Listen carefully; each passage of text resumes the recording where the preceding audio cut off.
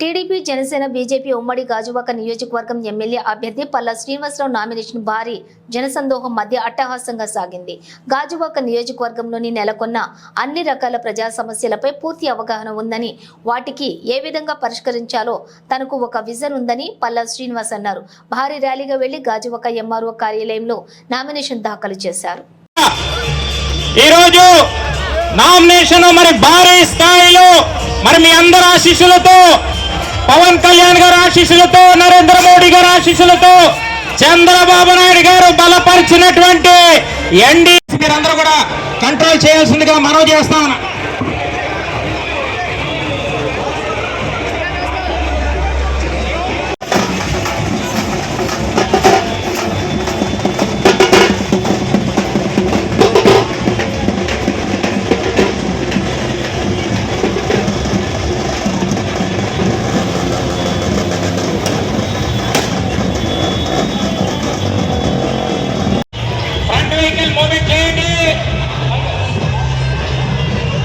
దయచేసి గమనించండి.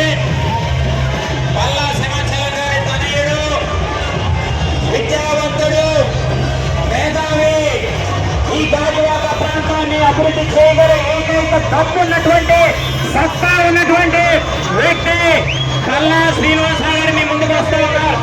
ఈరోజు నామినేషన్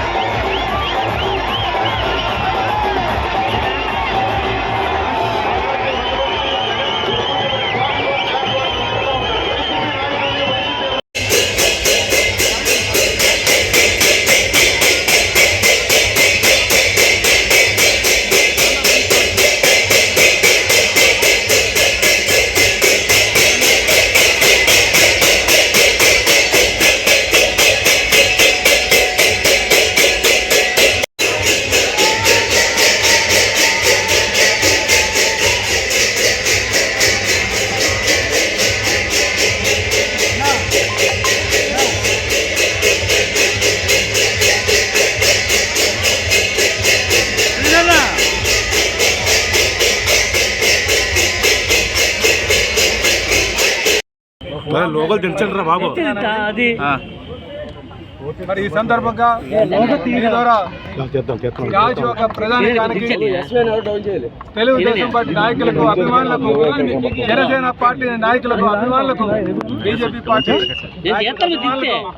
వారి యొక్క ఆశీర్వాదం, సాయి సహకారాలు అందించాల్సిందిగా నేను కోరుతున్నాను. అలాగే ఈరోజు నేను రాజకీయానికి వచ్చింది కేవలం సేవ చేయడానికి.